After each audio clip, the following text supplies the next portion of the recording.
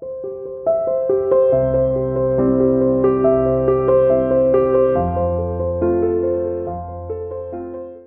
vou compartilhar uma breve palavra com vocês hoje, falando sobre decisões para o dia a dia. Decisões para o dia a dia. Você sabe que a sua vida é feita de decisões. Você tem que decidir a todos os momentos, né? Por que você está aqui nessa manhã? Por quê? Porque você decidiu estar, você decidiu vir para o culto de celebração e a ceia. Então, tomando essa decisão, foi possível que você estivesse aqui nessa manhã. É uma decisão acertada, não é? Porque tudo que nos leva a buscar mais do reino de Deus e crescer mais no reino do Senhor, isso só pode ser acertado, né? Mas o mesmo poder que você teve para dizer sim ao seu desejo de vir, você teria para dizer não. É assim ou não é? Teria para dizer não. Você poderia ter levantado esta manhã e tomado uma decisão diferente. O quanto isso ia impactar a sua vida em qualquer sentido, só Deus sabe. Mas você poderia ter dito, hoje eu não vou na igreja, hoje eu vou fazer outra coisa qualquer, não importa. Poderia, não poderia? Poderia. Eu agradeço a Deus que você tomou a decisão de vir, porque eu considero que você tomou a melhor decisão, você fez a melhor escolha, como Jesus nos ensinou isso, quando falou com Marta acerca de Maria, que se decidiu a estar junto a Cristo, ouvindo a sua palavra. Não foi isso? Ela sentou ali e falou, eu vou ficar quietinha aqui, porque Jesus vai falar. Não é isso que ela fez? E o que é que Marta fez? Marta teve uma percepção diferente. Marta disse, olha, Jesus está aqui, a turma dele está aqui, precisa se preparar algo relevante para ele. Então, e o que não está, assim, em essência, errado. Mas, quando você coloca na balança as duas opções que se tinham, e só podia se decidir por uma, o erro de Marta está aí. O erro de Marta, não havia nada de errado dela fazer o que fez, desde que Jesus não estivesse ali ministrando a palavra. Então, quando você coloca em perspectiva, né, essas duas opções, aí você entende, cara, olha o problema, ó. O problema é que ela se decidiu por aquilo que não era tão relevante. Ela deixou de procurar investir no que era espiritual para investir no que é natural, em um momento errado, né, por assim dizer. E nós vamos falar um pouquinho sobre essa decisão, essas decisões, melhor colocando, que nós temos que tomar no dia a dia, e quanto isso nos impacta, com vistas aqui num texto da palavra de Deus. Eu quero que você abra comigo a Bíblia, em Colossenses capítulo de número 3, nós vamos fazer uma leitura dos versículos de 1 a 4. Colossenses 3, versículos de 1 a 4.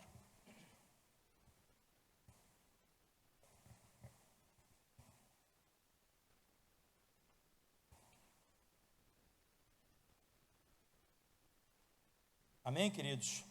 Portanto, se já ressuscitastes com Cristo, buscai as coisas que são de cima, onde Cristo está assentado à destra de Deus. Pensai nas coisas que são de cima e não nas que são da terra, porque já estáis morto e a vossa vida está escondida com Cristo em Deus. Quando Cristo, que é a nossa vida, se manifestar, então também vós vos manifestareis com Ele em glória. Olha só, em todo este capítulo, nós vamos explorar um pouquinho mais à frente, né, alguns versículos, mas em todo este capítulo, Paulo está falando sobre uma forma de pensar e de agir que reflete a nova vida que nós temos agora em Cristo Jesus. Então ele está falando todo esse capítulo sobre isso, uma forma de pensar e uma forma de agir que reflete a nova vida que nós temos agora em Cristo. Mas o que nós precisamos compreender é que essa forma de pensar e de agir, ela vai ser determinada por nossas decisões. Porque, como eu disse a você,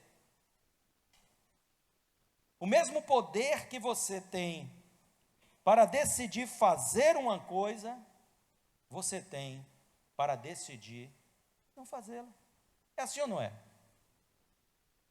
A gente tem da parte de Deus o livre-arbítrio, a capacidade de decisão. Se nós formos olhar do ponto de vista espiritual, aí nós vamos entrar numa questão que fala sobre o domínio do pecado na vida daqueles que estão ainda escravizados pelo pecado. A princípio, eu estou falando aqui uma plateia de libertos pelo sangue do Cordeiro, aonde Paulo diz, porque estás debaixo da graça e não da lei, o pecado jamais terá domínio sobre você. Então eu confio na palavra e acredito que você tenha o livre-arbítrio para tomar uma decisão na sua vida, acerca daquilo que vai promover uma vida condizente com esta nova realidade desse chamado cristão, ou não. Tudo que nós fazemos é assim, tomamos decisões todos os dias, e essas decisões elas vão impactar no nosso estilo de vida, ou seja, nos nossos hábitos e nos nossos costumes, elas vão impactar diretamente. Então, olha só, querido, a gente vê muitas pessoas, elas dizem assim, olha, eu estou passando por problemas, e isso e aquilo. Agora, na maioria das vezes, não são todas as vezes, é claro, porque como nós vivemos em um mundo problemático, às vezes as questões externas nos atingem. Mas na maioria das vezes, os nossos problemas são fruto de nossas decisões erradas. Na maioria das vezes, eles são fruto de nossas decisões erradas. Ou decisões de pessoas que tinham o poder de nos influenciar, como pais, como mães. São fruto disso. Então, assim, vamos para uma situação bem prática. Por que você está engordando? Por que você está engordando?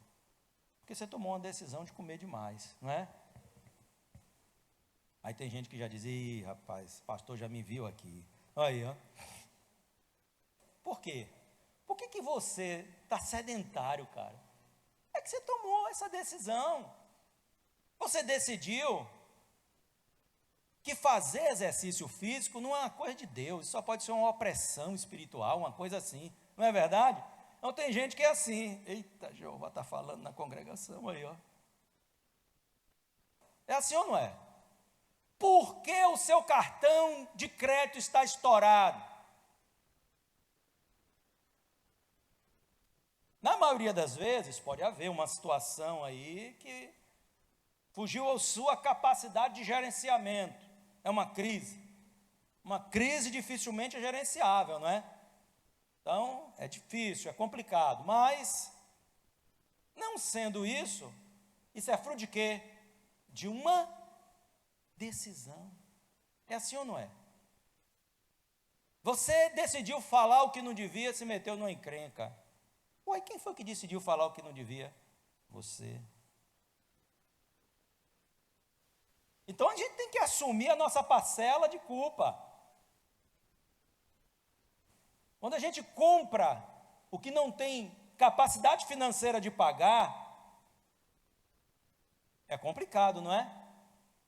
Porque às vezes a pessoa diz assim, pastor, eu comprei pela fé, eita Deus. Minha fé é na palavra. E Jesus diz na sua palavra o seguinte, antes de você construir uma casa, senta, faz as contas, vê se tu pode terminar, para que tu não pare no meio e passe vergonha. Eu não estou dizendo que em situações específicas, Deus nos pode mover a milagres, a coisas assim que sejam acima da nossa capacidade. Mas isso é exceção, isso não é regra, irmão. Não é para você comprar uma bolsa, um vestido, não é? Uma coisa aí que você não pode, um carro, sei lá o quê. E aí você dizer isso aí. Então, o irmão emprestou, deixou um dinheiro com outro parente, e aquele gastou o dinheiro, eles eram muito amigos, ele tinha muita confiança, então ele pegou e disse, ó, vou deixar um dinheiro aqui, tu bota na poupança para mim, que eu não quero botar todo naquele tempo, né, com medo de algum problema. Ele gastou. Então, quando o rapaz procurou, ele disse assim, rapaz, eu gastei o dinheiro, né? E essa coisa aí ficou super estranha. E ele disse assim ao irmão, né? Eram dois xarás meus, imagine, concunhados. E ele disse assim ao concunhado dele, que era irmão em Cristo também, eles eram muito amigos, né? Não, eu pensei que no dia que você precisasse, Deus ia mandar um anjo colocar o dinheiro lá. É brincadeira, esse cara tem fé, velho. Ele só esqueceu de acertar com Deus. E aí o que aconteceu? Não deu certo. No dia o dinheiro não estava lá, isso criou um problema que foi resolvido, graças a Deus. Mas olha só, eu estou usando esses exemplozinhos aqui, bem simples, mas para abordar essa coisa que é maior. Olha só, atente ao fato de que você tem o poder de dizer não, assim como tem o poder de dizer sim. Então, muitas vezes, a gente diz assim, ó, eu não pude evitar comer aquilo. Será que foi assim? Tem gente que diz, não, isso é verdade. Tem gente que diz assim, pastor, eu tenho uma fraqueza grande. É o quê, meu irmão? Chocolate, pastor. Olha, não é brincadeira não. Chocolate, eu não aguento ver chocolate. Será que o chocolate te domina? Que você pode decidir não comer? Ainda mais quando é um alimento que nos faz mal, talvez não seja o caso do chocolate aqui, e nem da irmã. Mas, olha só, talvez você tenha um alimento que você não possa comer, que te faz mal, e você come. Você diz, olha, é mais forte que eu. Será que é mais forte que você? Será que é assim mesmo? Eu não pude evitar comprar. Não pude, eu não consegui. Quando eu olhei para aquele par de sapatos, e aquele par de sapato olhou para mim, pastor, foi assim, amor à primeira vista. Ó, Jesus está falando aí, ó. Não pude evitar dizer aquelas coisas. Pronto, criou um problema. Já criou um problema com alguém, falou que não devia falar. Há um livro da Joyce Meyer, pessoa que eu acho assim, excelente, né? Que é, salvo engano, Eu e Minha Boca Grande. É isso mesmo? Eu acho que é, Eu e Minha Boca Grande, não é verdade? Então, pode ler que vai falar o seu coração profundamente. É a questão de uma decisão. Não sei se eu conto para a irmã, não sei se eu não conto. Aí quando pensa que não, já contou para umas 4 ou 5. Mas você podia ter decidido não contar. Isso não tinha nada para acrescentar, né? Você podia, mas decidiu ao contrário, decidiu fazer aquilo que não era para fazer. É claro, sim, nós temos sempre uma justificativa por que você precisou fazer isso, né? Nós somos especialistas em justificativas. O poder da justificativa vem desde as origens da humanidade lá no Éden. Quando o homem e a mulher caíram, que Deus procurou a mulher e procurou o homem. Adão, foi o que aconteceu? Adão diz, a mulher que tu me deste. Problema puro, Senhor, né? Então Deus falou, Eva, o que aconteceu? Eva diz, a serpente. Então a gente sempre tem uma justificativa para as nossas decisões equivocadas, porque é mais fácil do que você assumir o erro, é mais fácil do que você lidar com o erro. Essas decisões, elas influenciam diretamente nos nossos hábitos, no nosso comportamento diário. Decisões, elas não têm só o poder, já falamos outras vezes aqui sobre a capacidade das decisões de determinar o nosso futuro. É assim ou não é? Porque aquilo que você está plantando agora, você vai colher no futuro. Isso é um princípio bíblico da semeadura. Então, ela tem um poder de determinar o nosso futuro, mas as decisões no dia a dia têm um poder de nos determinar nesse contexto do aqui e do agora. Do aqui e do agora. Você vai decidir com quem que você vai namorar. Não é verdade? Então isso vai influenciar a sua vida agora. Você que é jovem aí, né? Você vai decidir seu trabalho, você vai decidir muitas coisas. Mas coisas também mais simples. Qual é o caminho que você vai tomar quando você sair daqui para ir para a sua casa? A não ser que tenha um caminho muito lógico, né? Mas se você puder fazer uma decisão, vou pela paralela, vou pela orla, não sei. Essa decisão que você vai tomar, ela pode ter um desfecho, lhe levar a um desfecho bem diferente, não é verdade? Bem diferente. Então, A gente decide, às vezes, fazer uma rota e acontece um pequeno incidente, aí, tipo, por que eu fui passar por aqui? Não é? Não tinha nem planejado passar por aqui, mas veio uma decisão de última hora. E a gente não pode estar muito, é claro que a gente precisa consultar Deus, mas a gente não pode estar muito espiritualizando essas coisas, porque nós vivemos em um mundo, este mundo é um mundo de problemas, de perturbações, então a gente tem que entender um pouquinho isso aí. Agora, para que a gente viva esse estilo de vida que glorifica a Deus, que é proposto aqui por Paulo, ele está trazendo a receita, né? Ele está dizendo, olha, nós temos que viver dessa forma, dessa e dessa. A gente vai citar algumas coisas rapidamente aqui, mas Paulo, ele está falando conosco que nós precisamos pensar nas coisas que são do alto. Não é assim? Que está no versículo 2 do capítulo 3 de Colossenses que nós lemos. Pensai nas coisas que são de cima e não nas que são da terra. Essa é a chave apresentada por Paulo, para que nós possamos tomar decisões que nos levem a um bom desfecho, a coisas boas, sermos influenciados pela palavra de Deus e pelo Espírito do Senhor. Pensar nas coisas que são de cima, querido, não é ficar pensando como é que vai ser a Rua de Ouro, como é que vai ser a Nova Jerusalém, como é que vão ser lá aquelas criaturas celestiais que nós vamos ter contato lá em cima. Não é isso que Deus quer. Pensar nas coisas que são de cima é pensar na cultura do céu, na linguagem do céu, na instrução que vem do céu, que é esta palavra que está aqui, está na sua mão também.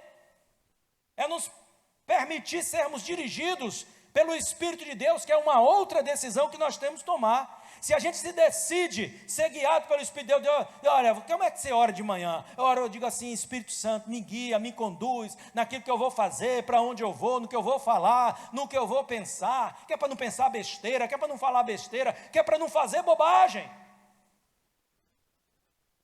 Então eu entrego na mão dele, sei lá o que eu vou fazer.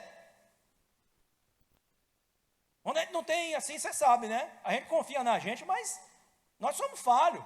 Então eu posso tomar uma decisão equivocada em alguma coisa. E eu prefiro confiar ao Espírito Santo essa direção do que eu mesmo dizer, olha, eu vou fazer assim porque eu sou aquele que sabe tudo que tem que ser feito. Não dá. Né? Não dá porque a gente vai ali aqui quebrando a cara, né? A gente vai tomando certas decisões que no fim não dá certo e aí eu não estou falando nem dessas decisões que a gente toma assim de coisas maiores, que assim influenciam diretamente no nosso futuro, mas nesse dia a dia. Porque embora coisas que determinam o nosso futuro são extremamente importantes, mas nós temos que nos lembrar que nós estamos vivendo aqui, né? Nesse dia, nesta hora. Daqui a pouco você vai sair daqui e vai para o seu almoço. E o que é que você vai comer? Aquilo que você decidiu. É claro, né? Às vezes alguém decide por a gente. Mas, muitas vezes, se você for no restaurante, você vai decidir o que você quer comer ou não. Né? Você vai dizer, ó, eu quero aí, sei lá, né? Uma carne do sol, ou então uma lasanha. Vai lá comer, viu? Eu não estou tentando ninguém não, viu, gente? Pelo amor de Deus. Só estou falando aqui de coisas que são coisas cotidianas, coisas corriqueiras, né? Coisas do dia a dia. Então, Deus quer que nossas decisões nos levem a lugares seguros. E Paulo ele vai trazer no texto aqui, ó, preste bem atenção, o senhor vai avançar mais um pouquinho aqui. Dos versículos 5 ao versículo 9, Paulo está dizendo aqui que nós devemos tomar, ou decidir, ou tomar decisões que nos leve a essa postura de vida. E o que é isso aqui? É uma decisão que nos leva a ter domínio próprio e não pecar. Ele diz assim, ó, mortificai. Quando ele diz mortificai, está dizendo para mim e para você. O texto é endereçado. Ele não está contando testemunho pessoal. Ele não está falando de outras pessoas que já foram. No passado, os irmãos em Deus mortificaram. Não. Ele está falando ao tempo verbal, né? Mortificai. Isso é uma ação diária. Matem, mortifiquem os vossos membros que estão sobre a terra. Aqui não são os membros físicos, mas ele cita aqui a carne que nos induz ao pecado. Então, olha lá, você que é jovem, o que é que Paulo está dizendo para você? Nada de avançar o sinal, ali para você não fazer bobagem. Mortifique. Então você pode fazer isso. A prostituição, a impureza, o apetite desordenado,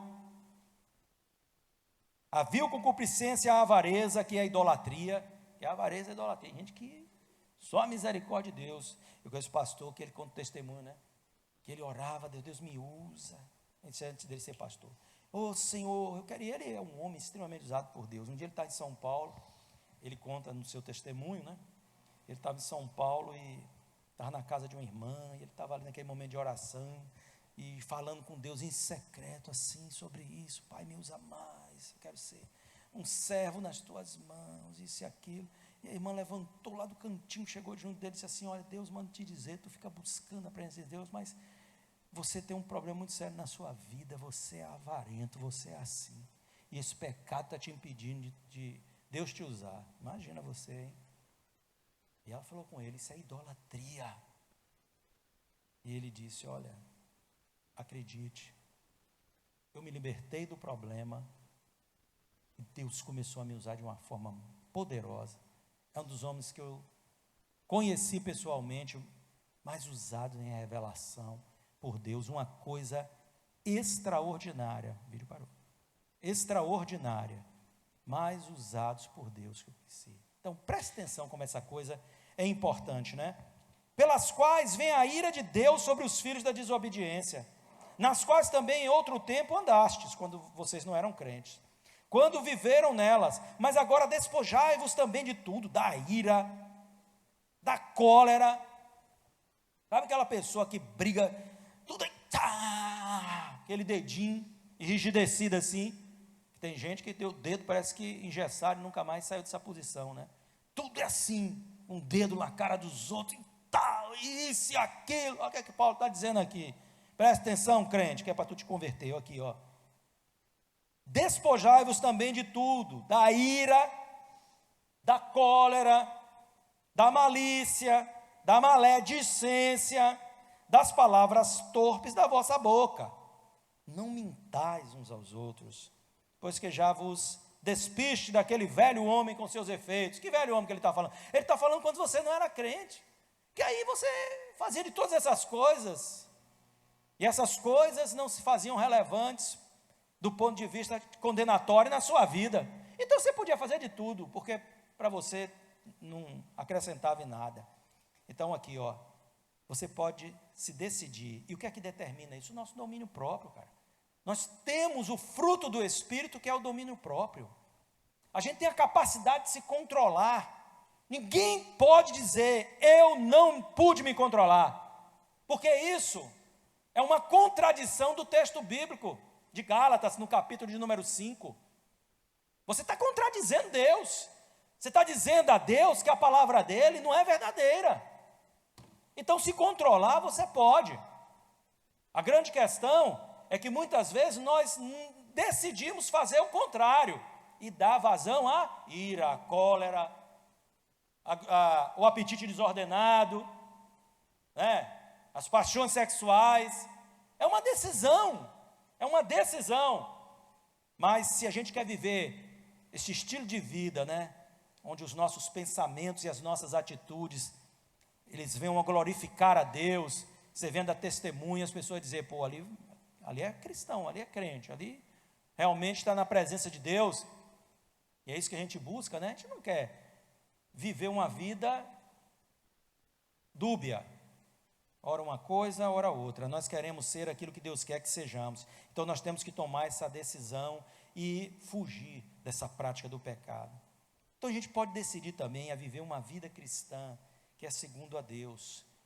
O mesmo texto que vai falar que é para a gente não praticar essas coisas, nós tomamos a decisão de não fazer isso, diz assim, ó: tome uma outra decisão. Que decisão? Versículos de 10 a 12 diz: e vos vestiste do novo homem, do novo, né? Que se renova com conhecimento. Quem é o novo? É a nova criatura que Quando nós nos convertemos, a Bíblia nos chama de novas criaturas. Aquele que está em Cristo é uma nova criatura, as coisas velhas já passaram, eis que tudo se fez novo. 2 Coríntios, capítulo 5, verso 17. Então aqui, esse novo, ele precisa se renovar no conhecimento da palavra, segundo a imagem daquele que o criou, onde não há grego, nem judeu, circunciso, nem circunciso, bárbaro, cita, servo ou livre, mas Cristo é tudo em todos nós. Ele é tudo em todos nós. Revestivos, ou seja, vista essa roupa cristã, não é? Pois, como eleitos de Deus, santos, separados do mundo, e amados de entranhas de misericórdia, de benignidade, de humildade, de mansidão, de longanimidade, isso é que agrada a Deus, isso é que revela o caráter de Deus.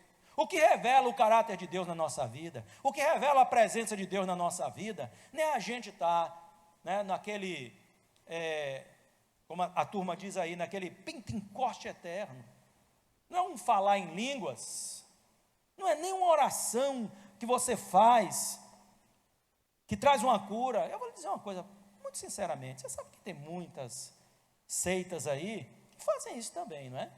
Eles sabem. Porque eles acessam a dimensão espiritual, eles acessam o mundo espiritual. Não vou falar disso agora não, porque isso é um assunto profundo. Mas eles acessam o mundo espiritual, aonde também os demônios estão. E esses poderes das trevas são manifestados. São manifestados. É por isso que você vê muita gente seguindo aí, é o espírito de engano. O que revela a Deus não são essas coisas. Embora é óbvio que nós precisamos acessar o poder de Deus, porque senão nós vamos invalidar parte da palavra do Senhor. E nós só podemos acessar o poder de Deus através da fé, porque é a única forma de nós penetrarmos no mundo espiritual. E a confissão da palavra, com o coração se crê e com a boca se confessa, Romanos 10. Mas aqui nós temos que compreender este princípio da palavra de Deus. Então, viver assim, de forma agradável a Deus, este caráter cristão revela a presença de Deus.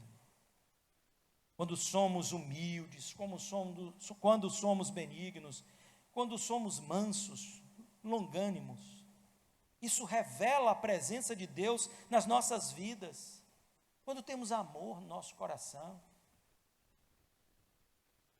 isso revela a Deus. E é dessa forma que Deus nos chama como igreja para viver e influenciar o mundo como um jovem. Então, às vezes você entra lá naquele curso seu, você está lá na sua vida secular, não é? E você acha que você precisa ter uma identificação com as pessoas lá. Aquele ambiente de trabalho, você acha que tem que ter uma identificação.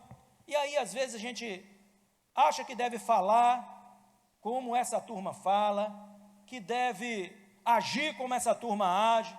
Não, mas a gente precisa ter uma identificação. Olha, nós temos feito um apelo a você para se aproximar das pessoas, mas a gente sempre deixa a ressalva, se aproximar para evangelizá-las, se aproximar para influenciá-las, e não para ser influenciado por elas. E eu vou te dar um alerta aqui, se você está andando com alguém que não é cristão, que está te influenciando, você já não pode mais andar com essa pessoa, influenciando negativamente, que eu estou falando, obviamente, né? Você já não pode andar mais com essa pessoa. Mas como é que eu vou? Essa pessoa não é um campo para você semear. Deus vai levantar outro e vai semear esse campo. Isso é um perigo na sua vida. Nós somos chamados para influenciar nesse contato. Então não entra nessa de você ter que agradar as pessoas lá fora. Você tem que agradar a Deus, mas nos importa agradar a Deus do que a homens, diz a palavra, é assim ou não é? Então nós precisamos viver o evangelho de acordo como a vontade de Deus prevê para nós. Então, ele está dizendo aqui, ó, vamos viver esse estilo de vida, e esse estilo de vida vai glorificar a Deus, e consequentemente vai impactar esse mundo. Ó. A gente pode decidir ter uma boa convivência com os nossos irmãos. Pode. Olha o que a Bíblia diz aqui, olha o que o texto está dizendo aqui, ó. Suportando-vos uns aos outros, perdoando-vos uns aos outros. Se alguém tiver queixa contra outro, assim como Cristo vos perdoou, assim também fazei vós. E sobre tudo isso, vivam em amor, que é o vínculo da perfeição. E sabe qual é que é a consequência disso? e a paz de Deus, para o qual também fostes chamados, em um corpo, domine em vossos corações, e sede agradecidos. A palavra de Cristo habite em vós abundantemente em toda a sabedoria, ensinando-vos e admoestando-vos uns aos outros, com salmos, hinos e cânticos espirituais, cantando ao Senhor com graça em vosso coração.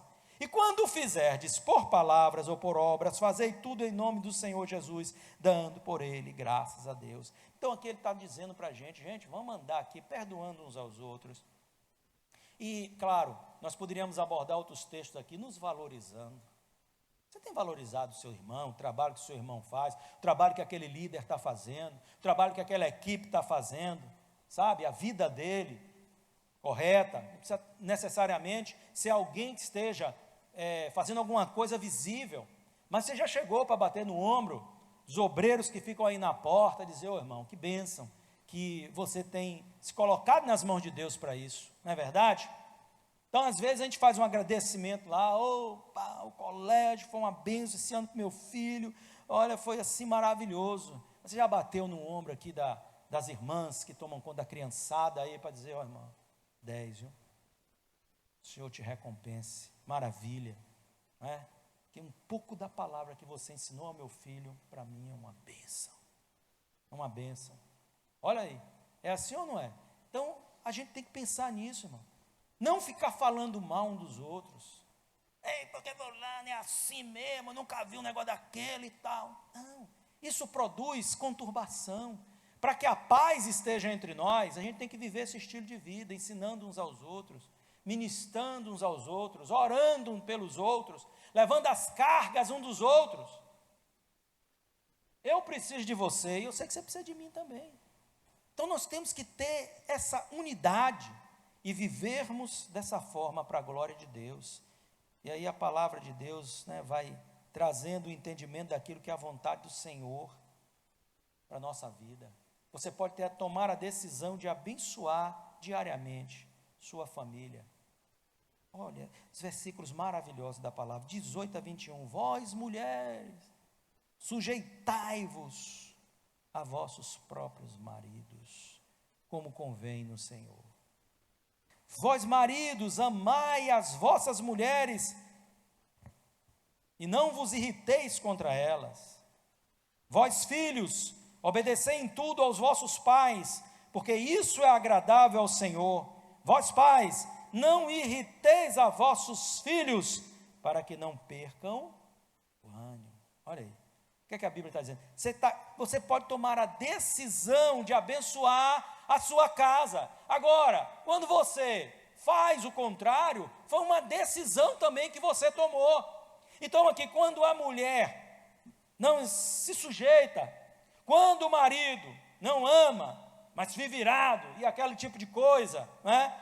Quando os filhos não obedecem, quando os pais também não sabem tratar seus filhos, tenha certeza de uma coisa, só vai dar problema dentro de casa. Coisa tão séria. Como é que a Bíblia finaliza os últimos versículos lá da antiga aliança, lá em Malaquias, capítulo 4, né? Que ele diz assim: converterá o coração dos pais aos filhos e dos filhos aos seus pais, para que eu não venha e fira a terra com maldição. Rapaz, problema dentro de casa é maldição. É maldição, não tem como você fugir disso. Vive uma guerra com os filhos, é maldição isso. Os irmãos, isso não é bênção, mas nós podemos tomar uma decisão. O marido, a esposa, os filhos, esse núcleo familiar, não é? Pode tomar uma decisão de viver bem, uma decisão de viver a prosperidade de Deus. Isso vai influenciar você de forma determinante, não é? Então aqui, a gente pode tomar a decisão de abençoar nosso ambiente de trabalho. Aqui ele vai falar sobre isso, eu não vou entrar mais profundamente nessas coisas, porque a gente está finalizando aqui, que a gente tem uma ceia ainda, né? Mas você pode tomar uma decisão nesse sentido. E eu vou só falar para você aqui por último, se você ler aí em relação a isso, você vai ver, dos versículos 22 a 25 e 4:1, ele vai falar como que os servos devem se comportar. Vamos colocar aqui os funcionários, que essa linguagem de servo, né? Mas o que quer dizer aqueles que estão a serviço de alguém, né? Como quem está a serviço de alguém deve se comportar com o seu chefe. e como aquele que é empregador de alguém deve se comportar, tratando com respeito, né? Com respeito, afinal de contas você não está pagando ele porque ele é bonito, e também você não está trabalhando ali porque seu patrão é bonito. Então, existe uma relação que para nós cristãos precisa ser vivida dessa forma. Nós precisamos tomar uma decisão de sermos crentes, de viver uma ética cristã real, para que sejamos diferentes e influenciemos. Eu vou encerrar com isso. A gente precisa tomar a decisão, e aqui ele está falando, de andar com sabedoria, e aí a gente vai influenciar as pessoas aí fora, que ainda não conhecem a Cristo. Ele diz aqui no capítulo 4, versículos 5 e 6, para encerrar: andai com sabedoria para com os que estão de fora, remindo o tempo. Presta atenção, irmão. A vossa palavra seja sempre agradável, temperada com sal, para que saibais como vos convém responder a cada um. Quer influenciar as pessoas aí fora? Vive isso aqui, ó. Com sabedoria. A pessoa está aí, não tem a mente de Cristo. Aí você bota na sua cabeça que ela vai ter que agir igual um crente. Como ela não age, ela não tem a percepção, ela não tem o entendimento, ela não compreende que estar aqui é o melhor que ela pode fazer, ela não compreende que a sua decisão a Cristo é a melhor coisa da vida dela, aí você começa a rotular a pessoa, e muitas vezes aquilo talvez se torne até, se transforme até em uma atitude hostil para com aquela pessoa. Não pode ser assim, irmão. A gente tem que lembrar que essas pessoas não têm a mente do Senhor ainda. A gente tem que entender que você precisa pensar. Ela não vai entender, talvez, o que eu estou querendo dizer. E aí, é através da oração e através da influência, com palavras agradáveis. Não é agradável, dizendo assim, ó, você é maravilhoso. Não é nada disso. Mas você não precisa ser agressivo, até para dizer à pessoa que quem morre sem Jesus vai para o inferno. Você não precisa ser desagradável, você vai com jeitinho, não é verdade? E você consegue com jeitinho. Olha, a condenação eterna, o inferno é uma coisa real. Mas Deus não fez o inferno para você. Ele te ama. Você vai com jeitinho, e com jeitinho você conduz ela. E aí, essa palavra que é temperada com sal, vai abençoar a vida dela. Se a gente decidir certo, vai melhorar muito a nossa vida. Não é? É ou não é? Está estudando? Se decida a ter compromisso com o seu estudo. Está trabalhando, tenha compromisso com o seu trabalho. Tenha compromisso com a sua finança. Decida-se isso. A ter uma relação com o dinheiro salutar. Decida-se bem. Não é? A gente precisa tomar a decisão certa, em todas as coisas, na família, em tudo. Assim a gente vai refletir este caráter divino, e é isso que Deus quer para nós como igreja. Amém? Amém? Glória a Deus.